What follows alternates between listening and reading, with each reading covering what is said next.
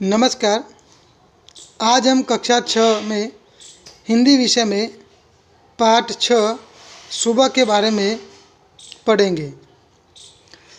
सुबह सुबह रेशमा ने देखा कि घर के सभी लोग सफाई में व्यस्त हैं। कोई सामान झाड़ रहा है तो कोई मकड़ी के जाले उतार रहा है। रेशमा ने सोचा, ज़रूर आज कोई खास बात है।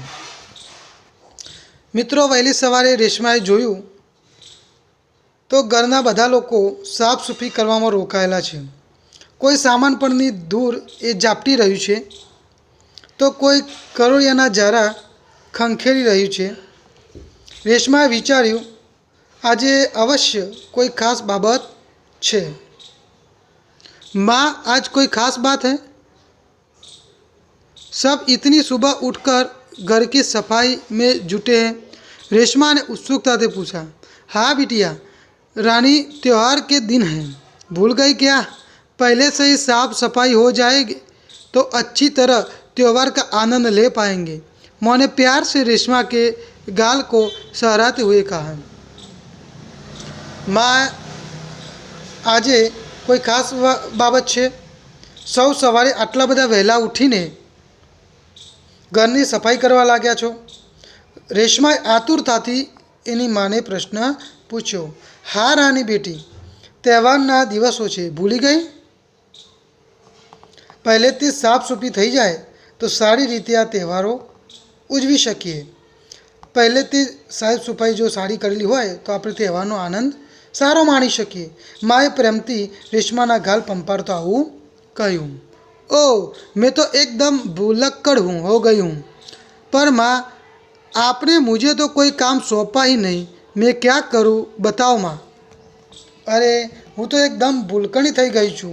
पण माँ, तमे मने तो कोई काम सौंप्યું જ नहीं, हूँ शुं काम करूँ कहो ने माँ। अच्छा चलो, पहले नहा धोकर तैयार हो जाओ, फिर बताऊंगी। बहुत से काम हैं, मैं भी आपकी मदद करना चाहती हूँ, माँ ने कहा। भले, सारू तारे, पहला नाई धोईने तैयार थई जा, पछी कहीश घणा बधा काम छे, हूँ पण तमारी मदद करवा इच्छुं छुं। रेशमाए एटले आ माए कह्युं। रेशमा ने रुआसे स्वर में कहा, मदद तो मैं ज़रूर लूँगी।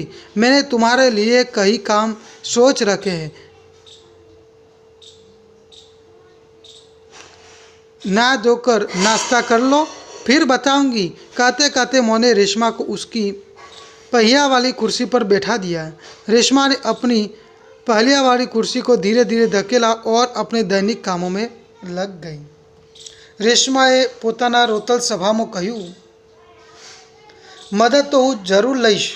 मैं तारा माटे घणा काम विचारीने राख्या छे। नाई धोई नास्तो करी ले पछी कहीश।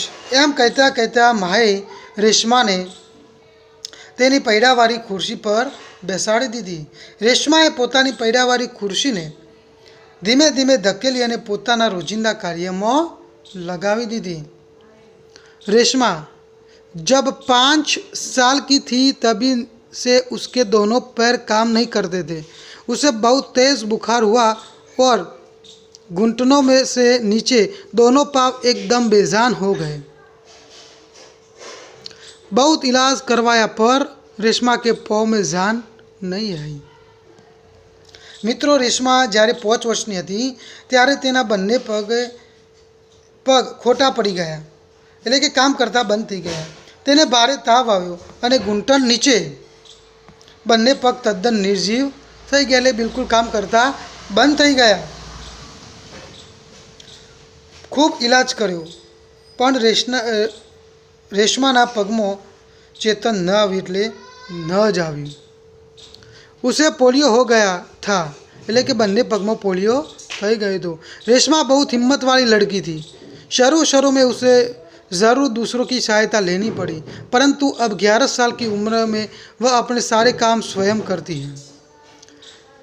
रेशमा एक खूब हिम्मतवाળી છોકરી હતી। શરૂઆતમાં તેને બીજાની મદદ અવશ્ય લેવી પડતી હતી, પરંતુ હવે 11 વર્ષની થઈ ગઈ છે અને પોતાના બધા જ કામ જાતે કરે છે।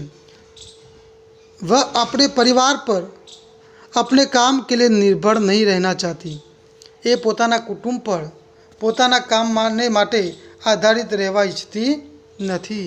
એટલે કે બધા જ પોતાના કામ જાતે કરવા ઈચ્છે છે મિત્રો। બંને પગ નથી છતાં પણ એ પોતાના કામ જાતે જ કરવા માગે છે। એટલે મિત્રો આપણે તો બધું કમ્પ્લીટ હોય છે તોય આપણે આપણા કામ જાતે કરતા નથી। પાણી પણ મમ્મી પપ્પા પાસે મંગાવીએ છીએ। એટલે મિત્રો આવું કરવું જોઈએ नहीं। आगे हम देखते हैं परिवार के सभी सदस्य पिताजी, छोटा भाई गोलू, दादी जी, दादाजी सभी उसके बहुत बहुत प्यार करते हैं।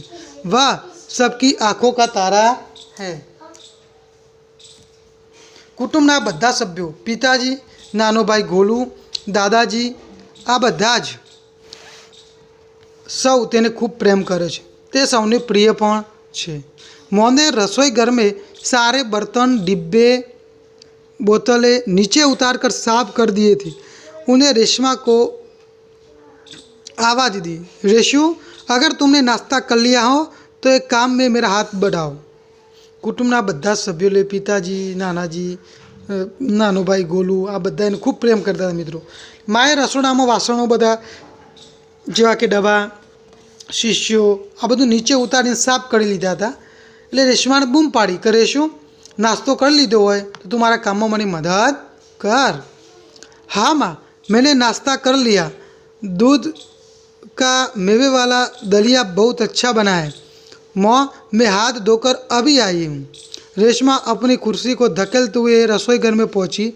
रेशमा को बर्तन डिब्बे पर लेबल लगा लगा कर पकड़ाती गई और माँ उन्हें व्यवस्थित ढंग से सजाती गई। रसोई घर फिर से चमचमाने लगा।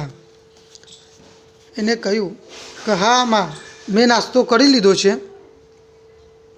દૂધનો મેવાવાળો મગદર ખૂબ સારો બન્યો છે। માં હાથ ધોઈને હું હમણાં જ આવું છું। રેશમા પોતાની ખુરશી ધકેલતી ધકેલી રસોડામાં જઈ પહોંચી। રેશમા વાસણો તથા ડબ્બા ઉપર લેબલ ચોંટાડી અને માને આપતી ગઈ અને આ રીતે માં એ વ્યવસ્થિત રીતે એ ડબ્બા ગોઠવતી ગઈ। રસોડું ફરીથી એકદમ આમ જોરદાર ચમકવા लगी, यानी कि चमचमाने लगा। पिताजी दफ्तर चले गए। माँ को लड्डू बनाने के लिए कुछ ज़रूरी सामान चाहिए था। गोलू तो बहुत छोटा है। दादाजी बहुत बुज़ुर्ग है। अब सामान लाए कौन? माँ परेशान थी। रेशमा ने कहा सामान मैं ले आऊँगी। पिताजी ऑफिस जता रहा। माने लाडवा बनावा माटे थोड़ું જરૂરી સામાન જોઈતો હતો। કેમ કે ગોલુ તો કેવો હતો ભાઈ, એકદમ નાનો હતો। દાદાજી અને દાદીજી એ ખૂબ ગરડા હતા એટલે એ જાતે બજારમાં જઈ શકે તેમ નહોતા, કેમ કે થોડા ઉંમરવાળા હતા। હવે પ્રશ્ન એ હતો કે સામાન લાવવા કોણ? માં ખૂબ મૂંઝાયેલી હતી। એટલે રેશમાએ કહ્યું સામાન હું લેવા જઈશ। મિત્રો જુઓ, બે પગ નથી છતાંય આ રેશમા કેટલી હિંમતવાળી છે એ અહીંયા પાઠમાં સરસ રીતે વર્ણવ્યું છે। बस आप मुझे सामान का लिस्ट और एक थैला दे दीजिए। बस इन मम्मी ने कीधु कि तमे मने सामान लिस्ट आपो और एक थैली आपी दो। तुम ले आओगी अकेली? माँ ने पूछा। हाँ माँ, एक बार पहले भी तो लाई थी। रेशमा की आवाज़ में दृढ़ता थी। तू एकली लई आवीश? माए पूछ्યું। हाँ माँ, एक वक्त पहला पण हूँ आ सामान लई आई थी। रेशमाना अवाज में खूब दृढ़ता थी। तो ठीक है, तुम ही ले आओ, लेकिन ध्यान से जाना, सारा सामान नुक्कड़ वाली दुकान से ही मिल जाएगा। तो भले तारे एम कि तू एकली जा ने लई आओ, परंतु संभाळीने जजे। बधो सामान गलीना छेड़े जे आवेली दुकान छे ए नुक्कड़ वाली दुकान, एटले के गली नहीं छेड़े आवेली दुकानमांथी ज मળી રહેશે। थोड़ी देर के बाद रेशमा सारा सामान लेकर लौटी। उसने गोलू को आवाज़ दी, गोलू ए लो तुम्हारे लिए टोकी लाई हूँ, यानी टॉफ़ी। टोकी नहीं लेकिन टॉफ़ी लाई हूँ। गोलू टॉफ़ी पाकर खुशी से उछलने लगा। कुछ ही दिन बीते थे। थोड़ी ज वाરની અંદર રેશમા બધો સામાન લઈ પાછી ફરી તેને ગોલુને બૂમ પાડી, ગોલુ આ તારા માટે એક ચોકલેટ લાવી છું. મિત્રો, ટોફી એટલે શું થાય? એક ચોકલેટ.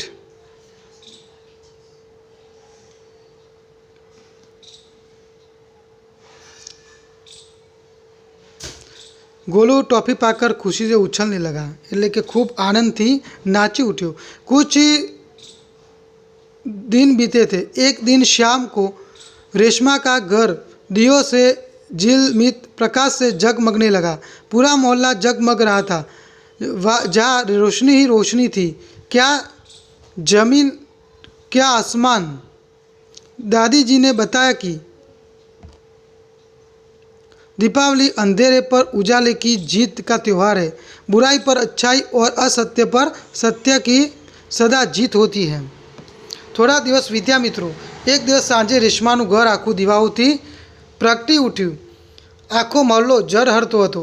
જમીન પર, આકાશમાં બધી જ જગ્યાએ પ્રકાશ રેલાતો હતો. દાદીજીએ કહ્યું, દીપાવલી અંધકાર પર પ્રકાશનો એક વિજયનો તહેવાર છે. બુરાઈ પર ભલાઈની અને અસત્ય પર સત્યની હંમેશા જીત થતી હોય છે. ઓકે.